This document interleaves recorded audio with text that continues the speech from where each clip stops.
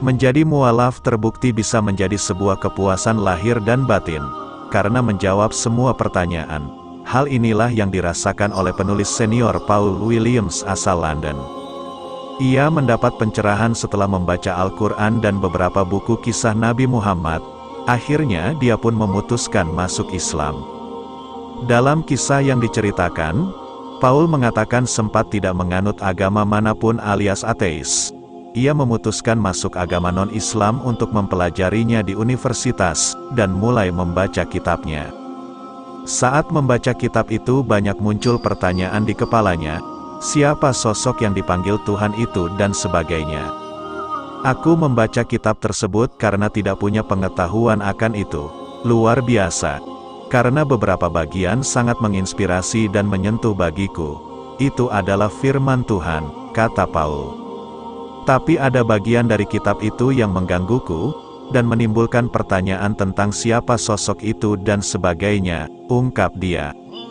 Makin ia membacanya, makin mengantarkan dirinya pada setumpuk pertanyaan, hingga akhirnya Paul memutuskan bertanya kepada pemuka agama, namun tidak mendapat jawaban memuaskan. Bahkan, ia mengaku sempat Islamophobia akibat lingkungan yang mayoritas non-Muslim.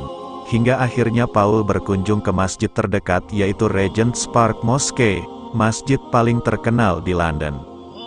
Disinilah ia mulai mendapat pencerahan dan cahaya bahwa agama Islam mampu menjawab seluruh pertanyaan dan apapun yang ia tanyakan. Bahkan, Paul Williams pun mengagumi sosok Nabi Muhammad yang dinilai sebagai ciptaan Tuhan paling mengagumkan. Sadar jika mengakui Muhammad dan Islam, ia akan dapat konsekuensi. Tapi Paul mantap memutuskan untuk bersyahadat. Ibarat sebuah permata di Islam bagi saya ada Muhammad, mempelajari kisahnya sungguh luar biasa dan membuat aku kagum. Muhammad memiliki semua karakteristik autentik sebagai utusan Tuhan. Kisah hidupnya, ajaran kepribadiannya, serta integritasnya yang sungguh luar biasa, pujinya. Jika aku terima Nabi Muhammad sebagai utusan Tuhan, maka akan ada konsekuensi pada hidupku. Pada akhirnya aku mengucap syahadat karena Islam menjawab banyak pertanyaanku pada agama sebelumnya.